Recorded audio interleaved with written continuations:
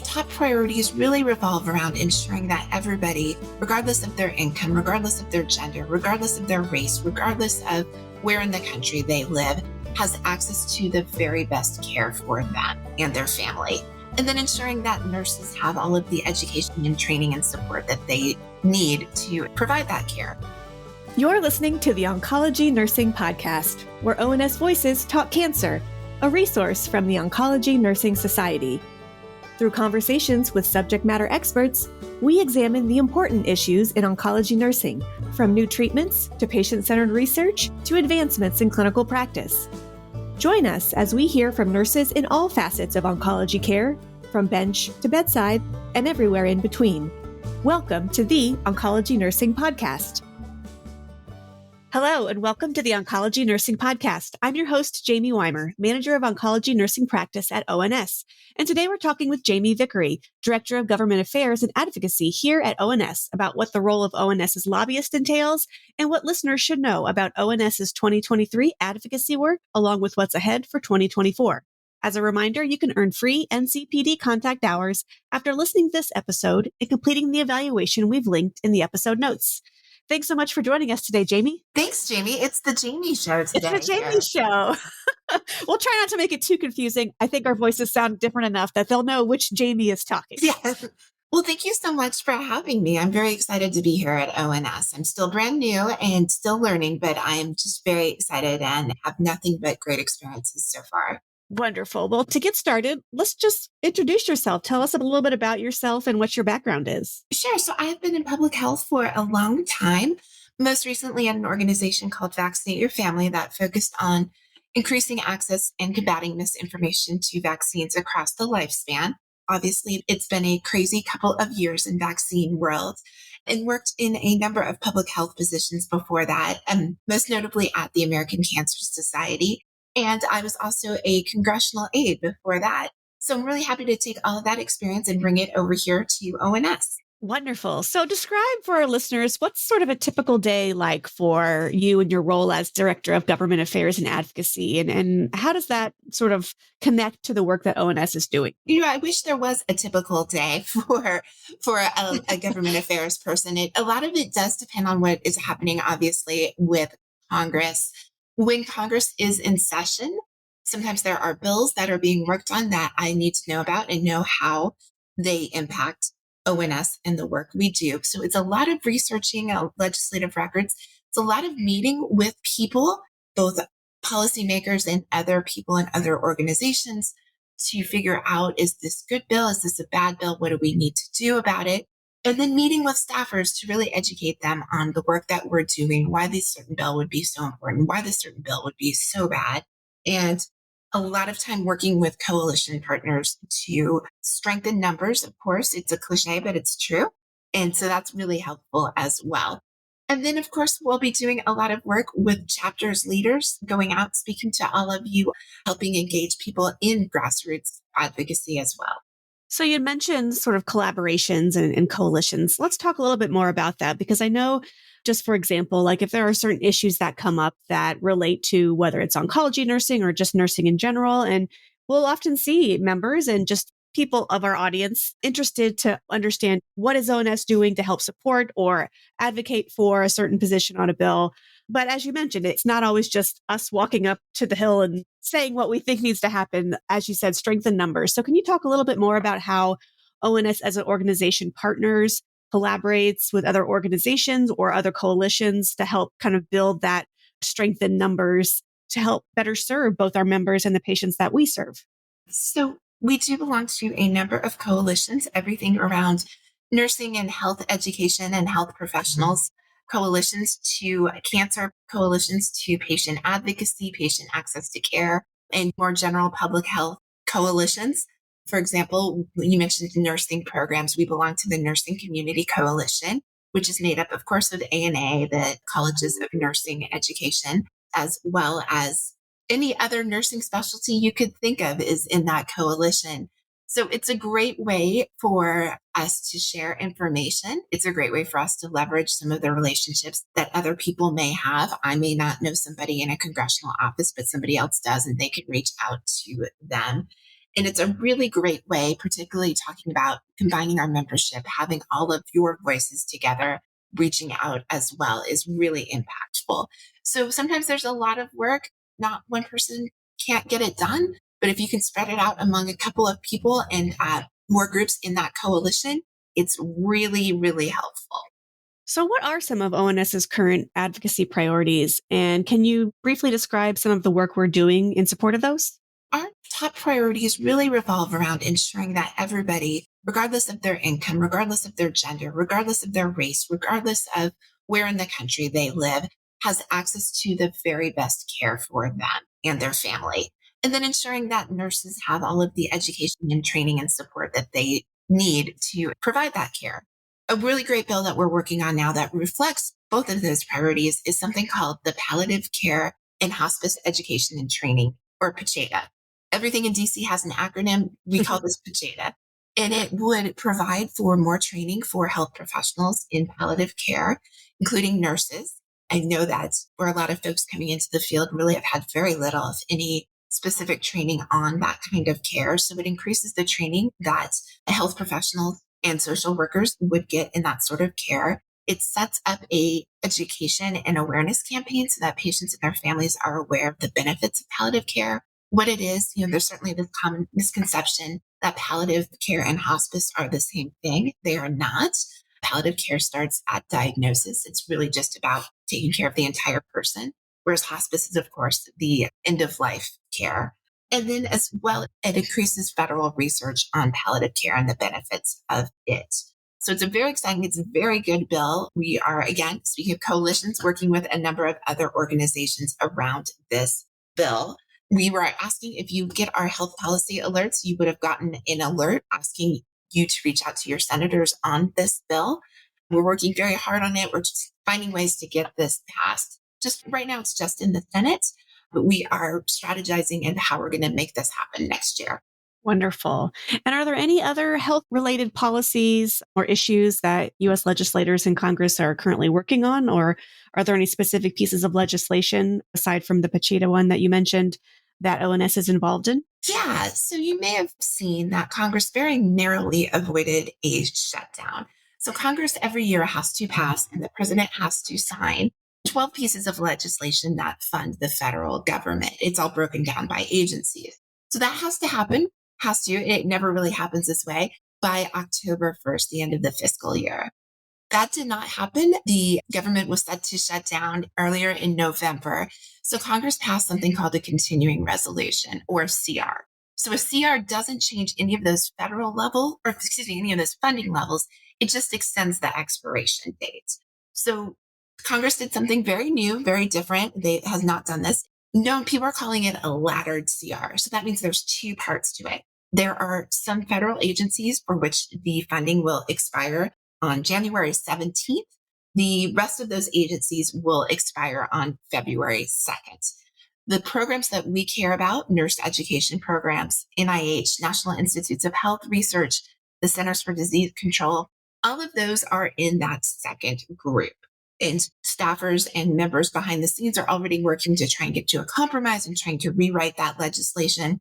So we are, along with our friends in our coalitions, of course, really working up there, making sure that those programs are adequately funded, that the government does not shut down, and up there working around this budget issue. So other than PACHETA, appropriations and funding are our big issue and something that Congress is working on a number of things right now. You'll see this appropriations issue pop up probably after the holiday break. Always something to be watching for. Never really ever ends, does it? No, it doesn't. And I know recently we have had some successes in some of the pieces of legislation that we have been involved in terms of trying to provide advocacy and information to legislators. Can you talk a little bit about those? Yeah, so we've had some really great victories due in large part to all of the work that our members have been doing. Really exciting. Medicare will now cover primary illness navigation services, or PIN services. And the American Medical Association has talked about having private insurers cover those as well. So like your Cigna, your Blue Cross, the insurance that probably most of us have. We also are really excited that Medicare will now cover the cost of compression garments that someone with lymphedema would need to control that swelling. Obviously, that's a huge issue for a lot of breast cancer patients. And Medicare will now cover scalp cooling treatments for people in chemo, the chemo caps that help prevent hair loss, which of course is a huge quality of life issue for folks. And then deep flap procedures for people who do need breast reconstruction. And going back to the navigation services, we are really engaged working with the White House and with the agencies that run Medicare programs to ensure that those are done in a way that those are rolled out and that everybody who needs those navigation services will be able to access them in terms of cost or in terms of telehealth. And really just really exciting. And it's going to be a lot of work to get that out the door and set up. It's busy, but it's a good busy. I know another topic that has been on the top of nurses' minds throughout the summer, especially, is drug shortages and being able to understand, what's driving that and what can we do as nurses to contribute our voice to that cause, and understanding the huge impact it has to not only our operations, but obviously ultimately the patient care. And I know that ONS is also connected on several different sort of working groups and coalitions to stay aware of those issues and understand where ONS's place is in that work, working alongside a lot of our pharmaceutical colleagues as well, just to make sure that, we can represent on behalf of nurses and the patients we care for, making sure that that concern is taken very seriously, because that's been a huge issue, especially over this past year. Right. And we have very, very great relationships with the people who work on the president's moonshot in the White House. And we've been in close contact working with those folks on that issue as well. Wonderful. So kind of the obvious question then, why should nurses be involved in advocacy? It's really simple. There's a former senator from Wyoming, Mike Enzi, and he would always say that if you're not at the table, you're on the menu. And I think about that a lot, engaging in advocacy. And it's not always nefarious. It's not a, oh my gosh, we're going to get them while they're not here sort of mentality. There's just so many things to consider. And there's so many things that legislators and policymakers need to know. And there's no possible way that they can know all these things unless somebody tells them. And that is, members come in, and certainly members are the ones who are in the clinics every day. And they're the ones with these real experiences, who have dealt with patients, who have dealt with families, who have helped people navigate their insurance coverage. And that's a really critically important voice that doesn't always get heard. So it's time to, continuing this metaphor, pull your chair up to the table and speak up. Absolutely. And I think that I speak for myself when I say that I think we underestimate the power that our voice and our expertise holds, not only at the federal level, but more importantly, at the local level, being aware of what information is needed and what topics are being reviewed or under discussion at your local level. It really can be a place for nurses to make a really huge impact and really become a source of information, a trusted source of information for your local legislators. And so I think it's really important to understand who your representatives are, both at the local and the federal level, and then just understand what are the easy ways that you can connect to them, provide information, provide your stance on a certain topic that's up for discussion, just creating that open dialogue and doing it respectfully, even if maybe you don't agree with an individual representative's, all of their positions or all the platforms that they stand on, but it still is an opportunity to use your voice and influence to provide accurate information. Absolutely, 100%. And I'm going to put a plug in for the chapters as well. Some of our chapters have gotten very engaged in advocacy, and they are a wonderful resource for what's happening at the state and local levels as well. So what are the best ways for oncology nurses to get involved? The easiest thing to do is go to voice.ons.org, and in the Health Policy and Advocacy Center, sign up for action alerts. That's going to be the best way to find out about what's going on. That's going to be the best way to find out about when there's a bill being considered. I mentioned Pacheta. There's an action alert out now for that. A lot of those are really easy. You can do them sitting with your coffee in the break room. You can do them sitting in your car waiting to get your kids from soccer practice. You just put in your information. It'll send an email for you to your representatives about issues that we care about. It gives you the chance to personalize it. You don't have to if you don't want to, but it does give you that opportunity. But that's a great way to find out about everything that's going on in a really easy, we know you all are busy. We know you all have a lot on your minds. We'll do this in a way that makes it as easy and as simple as possible for you. If you've already signed up for those, like I said, you would have gotten something about Pacheta. If you have not, go sign up, please, please, please. If you have not gotten those and want to reach out to your senators on Pacheta, I would really strongly encourage you to do so. We have plenty of information. You can reach out to us, or just even you can Google. It's pretty easy to find your senator's contact information and email them and ask them to support Pacheta. And then finally, as you know, ONS Congress is here in my beautiful city of Washington, D.C. this year. So we'll be doing a Hill Day. It is a little bit different in connection with Hill Day. It is for folks who have done advocacy work before, just given the different timing of that. You'll see applications and more information about that come out very, very shortly. If you have done a Hill Day before, you know how incredible and how empowering those can be. And we would love to have you here in April to go take Capitol Hill by storm. Oh, it's so very exciting. I can't wait. It will be my first time on a Hill Day. Exactly. So I'm looking forward to that experience. As I heard you talk, it does strike me, and not that we are talking about political issues exactly, but I know the notion of politics can be a little exhausting for a lot of people, and it's not for everyone, even though there is certainly a place where nurses need to use their voice to advocate for their own profession and their own professional landscape, as well as patients they care for. But we can't all do all things, right? So if this is something that resonates with you and you really are interested in understanding the intricacies of the political landscape and how and when nurses can use their voice to influence that, I would encourage individual listeners to connect with their peers, whether it's at their institution or in their chapter, to understand, how can you help share the information that you enjoy learning about in a way that makes it accessible. I think for many nurses, it's just overwhelming to try to understand what's going on in the political space and where we can interject our voices. But if that's something that you really like, then I would really encourage you to think about how you can share that with the rest of your colleagues on maybe your unit, your department. As I said, most chapters have a kind of a liaison to help translate some of that work to the chapter that is your home chapter. So just encourage you to look into that if that is something that you really enjoy learning about, because I think a lot of nurses want to know how they can help, but making that jump from interested to know to actually understanding what and where and how, that can be kind of a big leap for nurses who are already very busy. So if you love it, share what you love so that you can bring some of your colleagues along with you.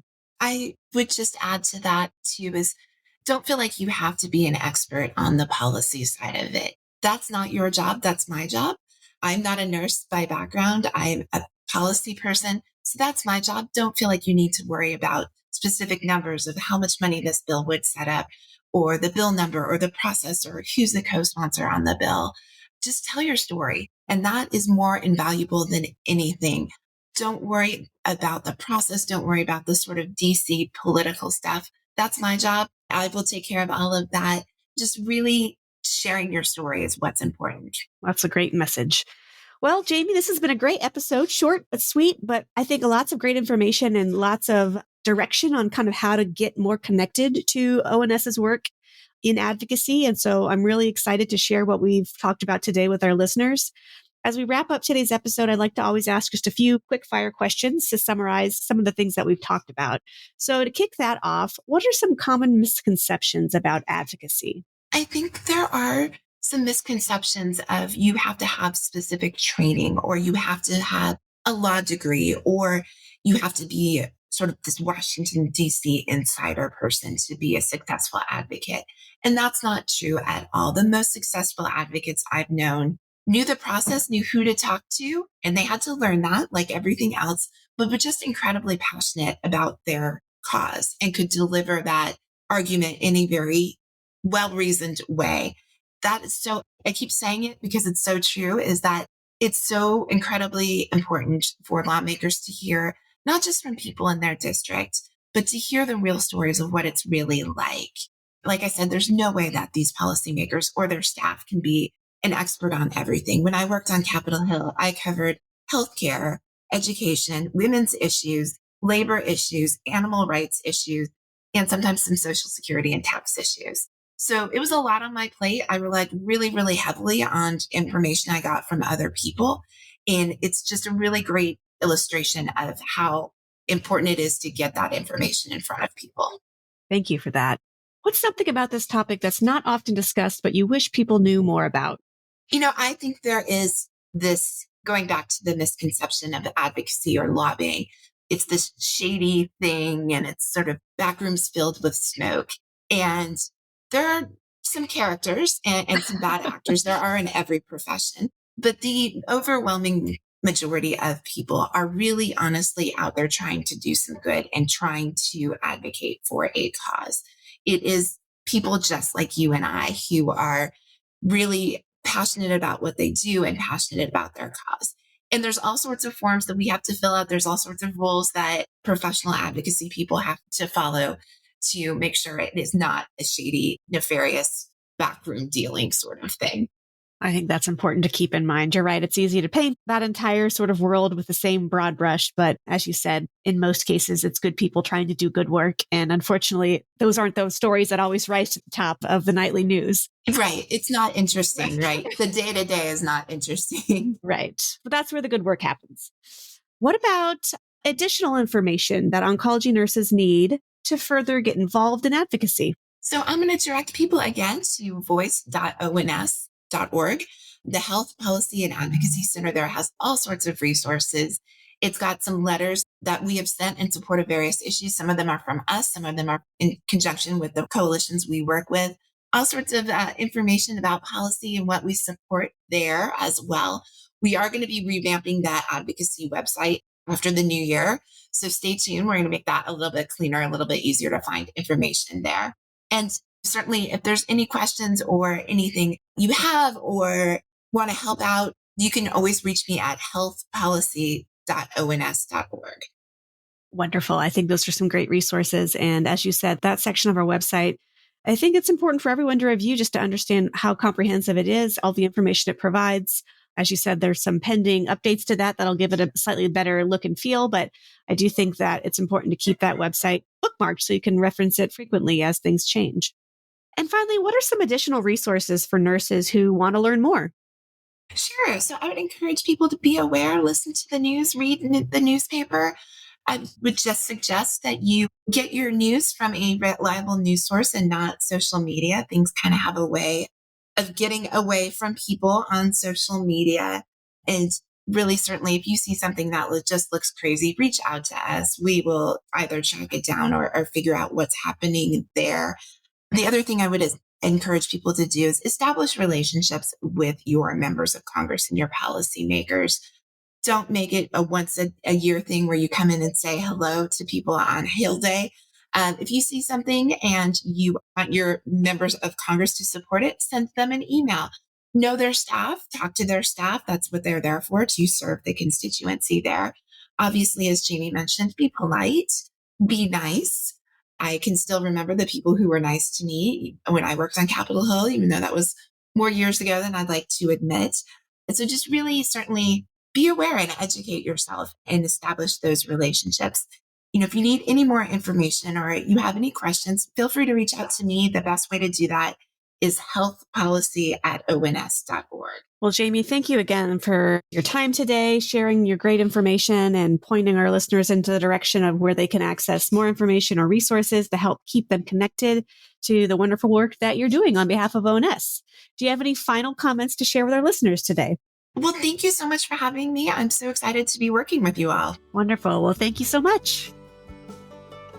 Thank you for listening to the Oncology Nursing Podcast.